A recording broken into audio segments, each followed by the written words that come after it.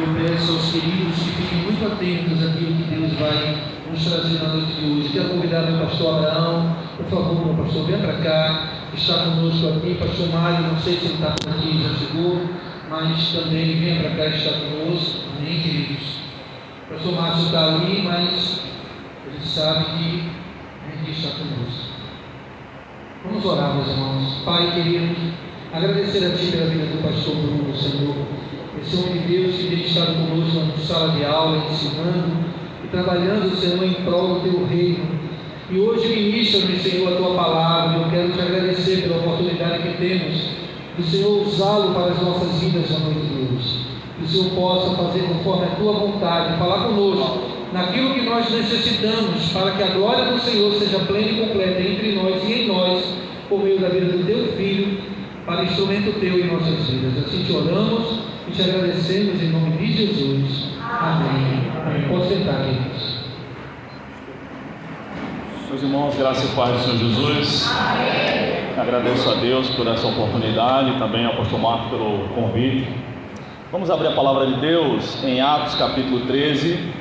Atos capítulo 13, e vamos ler os primeiros 4 versículos. Enquanto vocês procuram, eu trouxe alguns livros de minha autoria, que estão expostos ali na porta, mas eu gostaria de falar brevemente deles, antes do sermão. Esse aqui, As Obras da Carne, o Fruto do Espírito, é uma exegese curtinha daquela passagem de Gálatas que todos vocês conhecem. Pregando as Escrituras, um manual bíblico de pregação, é o meu livro de homilética. Então são 21 capítulos, vocês podem dar uma folhada lá na mesa e depois adquirirem. Esse aqui é o maior, Teologia Sistemática, são 640 páginas, uma perspectiva arminiana, até onde sei, é a única teologia sistemática arminiana do Brasil, tá? E vocês podem adquirir também. Esse aqui, Os Dons Não Cessaram, um estudo bíblico, teológico e histórico acerca dos dons espirituais. Não acredito que os dons cessaram, e aqui tem uma defesa robusta disso e uma explicação sobre todos os dons do Novo Testamento e outras coisas mais, tá bom? Então convido vocês a no final dar uma paradinha na mesa para conferir esse material. Acharam? Atos capítulo 13, verso 1 ao verso 4, diz assim: Na igreja em Antioquia havia profetas e mestres: Barnabé, Simeão chamado Níger, Lúcio de Cirene, Manaém, que havia crescido com o governante Herodes, e Saulo. Enquanto cultuavam o Senhor e jejuavam, o Espírito Santo disse: Separai-me Barnabé e Saulo para a obra para a qual os tenho chamado. Então, depois de jejuar, oraram, lhes impuseram as mãos e deixaram que partissem. Assim, enviados pelo Espírito Santo, desceram a Seleucia e dali navegaram para Chipre. Amém.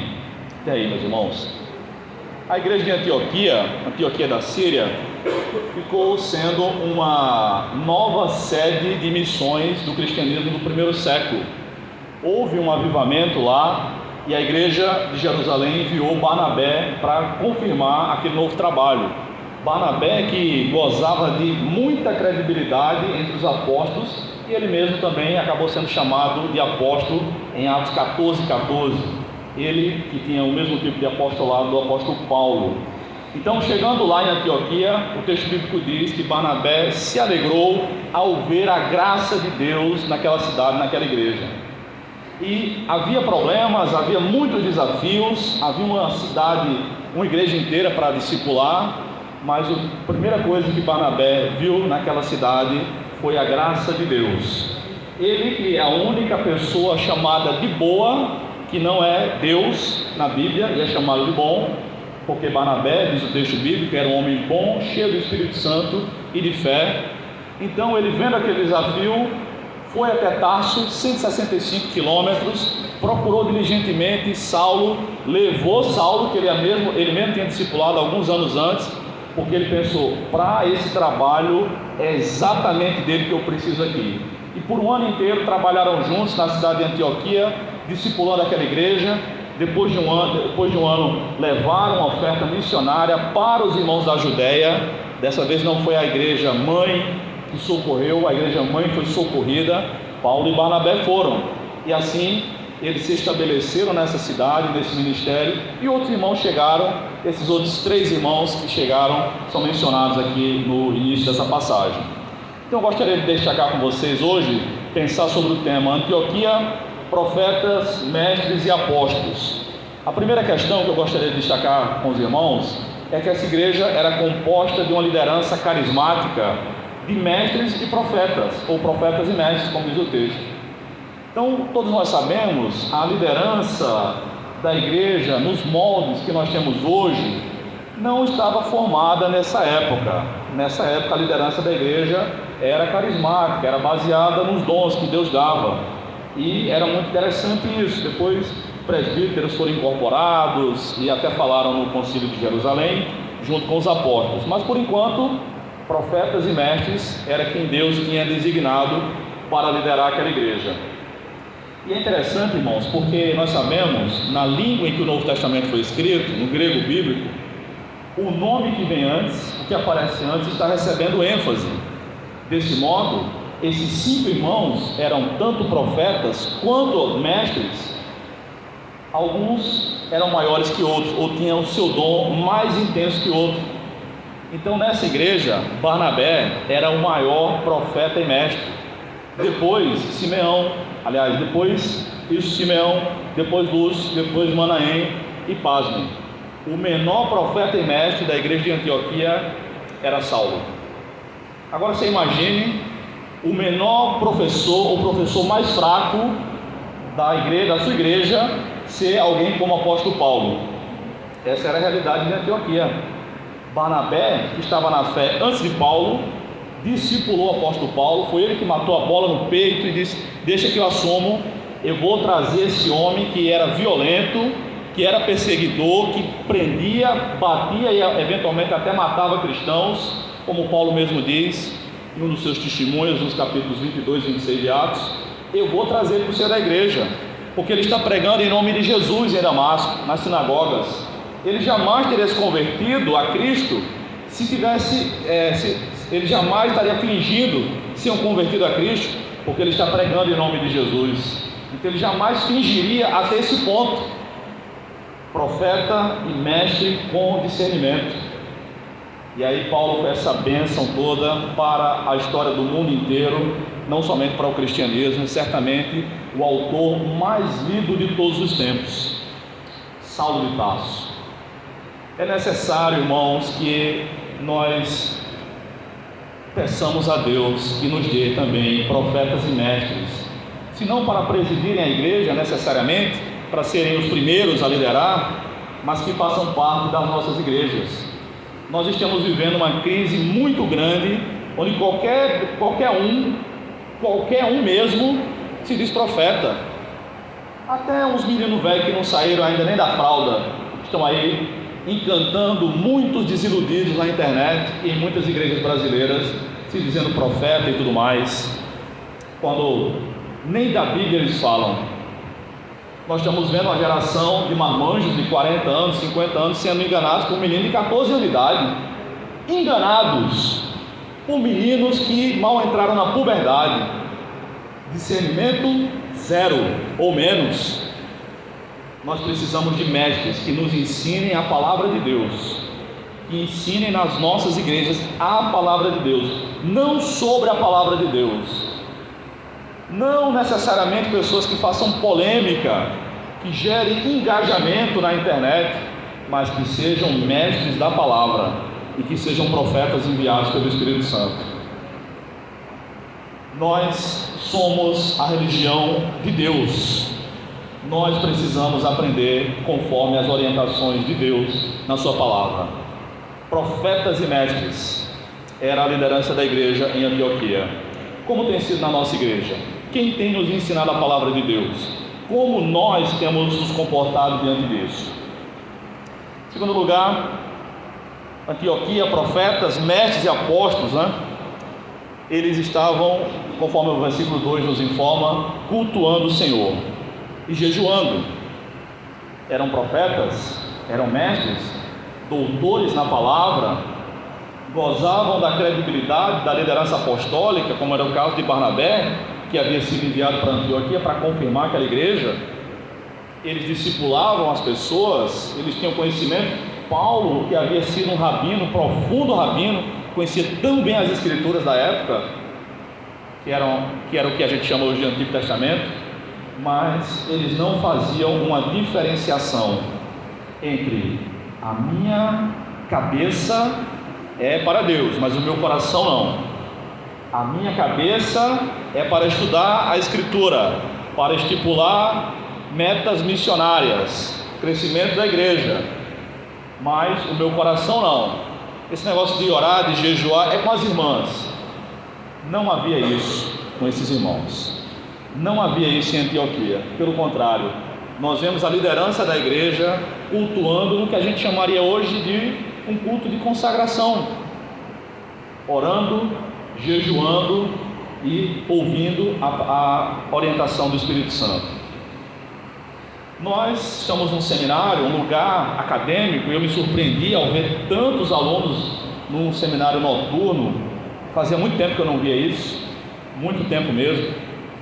Seminários têm poucos alunos, sobretudo à noite, pelo menos nos seminários onde eu ando, onde eu dou aula. Aqui eu estou muito surpreso e feliz. Mas esse não é um lugar apenas para encher a cabeça de conhecimento.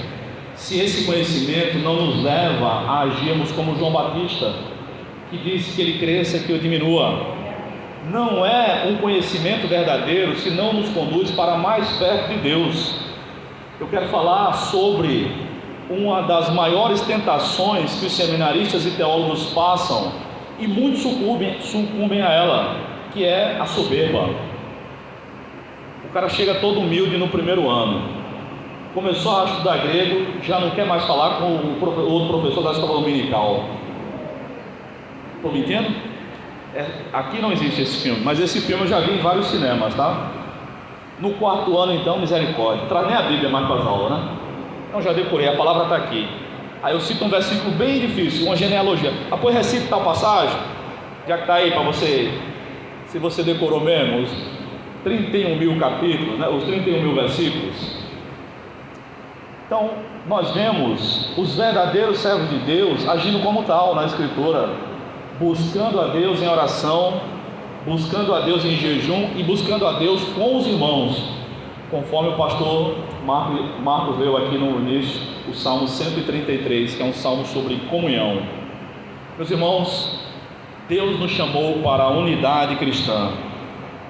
O Senhor Jesus ensinou isso, orou por isso no capítulo 17 do Evangelho de João, e nós vemos isso ao longo das Escrituras. Barnabé, um homem da ilha de Chipre, aliás, foi para lá que ele conduziu a primeira missão. Ele já conhecia a terra, vamos para lá. Simeão chamado Níger quer dizer negro. Era como se carinhosamente os irmãos estivessem dizendo: Simeão negão. Era uma época sem essas besteiras que nós temos hoje. Simeão negão. Lúcio de Manaém, talvez um crente romano, talvez. Alguns acham até que era o próprio Lucas, mas é por causa de uma variante textual de Atos 11, 28, mas é pouquíssimo provável. Manaém, que era rico, ele havia crescido com o governante Herodes. E Saulo, um judeu com dupla cidadania, erudito, poliglota, todos na mesma igreja. Barnabé, um grande servo de Deus, aliás, seu nome não era Barnabé, seu nome era José, mas ele era tão cheio do Espírito Santo e tinha tantos dons que o seu dom mais latente era o de consolar as pessoas, de exortar. Ele foi chamado de filho da consolação. O que eu estou querendo dizer é que era uma liderança plural, com várias culturas nessa liderança, não somente vários pensamentos, porque cada cabeça é um mundo, mas várias culturas na mesma igreja. A igreja de Deus é assim, é uma igreja para todos os povos. Nela nós temos homens e mulheres, brancos e negros, pobres e ricos, temos todas as ideias representadas na igreja do Senhor Jesus. Contanto que o nosso propósito seja ceder um pouco quando necessário, para que o reino de Deus ganhe, para que a igreja seja edificada. para que o trabalho da igreja prospere e não o meu. Não para que eu queira administrar a igreja como eu administro minha casa. Minha casa, minhas regras. A casa de Deus, as regras de Deus. Então, esses irmãos estavam dispostos e estavam cooperando uns com os outros e orando e jejuando, certamente por questões de demandas da igreja. Eles eram profetas e mestres. Eles tinham intelectualidade profunda, mas também tinham devoção profunda a Deus e ao povo de Deus. E em terceiro lugar, irmãos, nessa igreja de Antioquia que havia profetas, mestres e apóstolos, eu quero chamar a atenção para o versículo 3. Então, depois de jejuar, oraram e lhes impuseram as mãos e deixaram que partissem. Por quê? Porque o Espírito Santo falou naquele culto de oração, naquela consagração, lhes deu a orientação. Mas você já pensou como o Espírito Santo deve ter falado naquele dia? O texto dá algumas indicações, não sei quantos capturaram. Lucas começa dizendo, Lucas, que não era apenas historiador, um belíssimo teólogo também, dá algumas pistas. Na igreja tinha profetas e mestres. Esses profetas e mestres se juntaram para cultuar. De repente o Espírito Santo falou numa profecia, não alguém ensinando a Bíblia. Essa passagem, separar-me Barnabé e Saulo para a obra para a qual os tenho chamado, não está no Antigo Testamento. Ninguém está ensinando nada, eles estão profetizando do Pentecostes para frente. Profecia não é ensino, profecia é uma nova informação, como é o caso aqui. Separar-me Barnabé e Saulo, como é o caso em Atos capítulo 11. Vai haver uma grande fome nos tempos de Cláudio, uma nova informação, como é o caso em Atos 21. Assim farão em Jerusalém, assim os judeus farão em Jerusalém a quem este cinto pertence. Paulo, nova informação. Nunca nova doutrina, nunca novo evangelho, nunca alguém ensinando, sempre uma nova orientação do Espírito Santo. Então os 5 eram tanto profetas quanto mestres. É simples. Muito provavelmente o Espírito Santo falou por uma profecia, não pela boca de Barnabé, nem pela boca de Saulo, obviamente, mas por um deles, Simeão, Lúcio ou Manaém. Por que Lucas não facilitou nossa vida, né? Dizendo, por meio do irmão tal, o Espírito Santo falou. Tenho para mim que para que eles não fossem engrandecidos. Mas os leitores de Lucas perceberam o que ele queria transmitir.